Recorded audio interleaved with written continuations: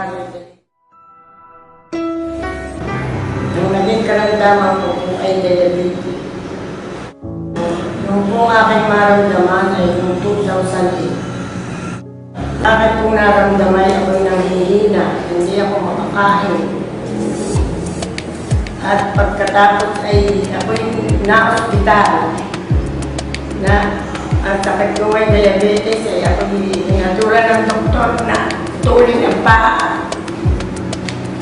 Ngayon, hindi ako pumayag, hindi ko pwede.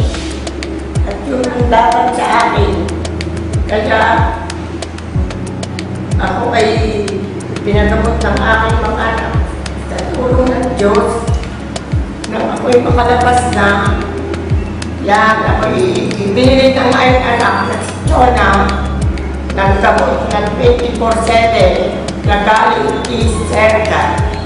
Yun ang malaking bagay na naitulong sa akin ng malaking katulungan na nagawa sa akin ng gamot na 24/7.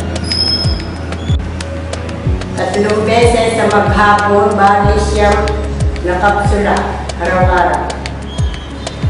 Ang akin pong naramdaman ay lumakas sa aking katawan at hindi na ako naoperahan sa tulong ng 24/7. Ako po'y unang-una ako'y nagpapasalamat sa Panginoon Diyos at ako'y gumaling, lalo-lalo na sa M-Global at ako'y pinagkalubang. Yun ang nagpalakas sa akin at nagpalakas ng aking loob at ako'y gumaling.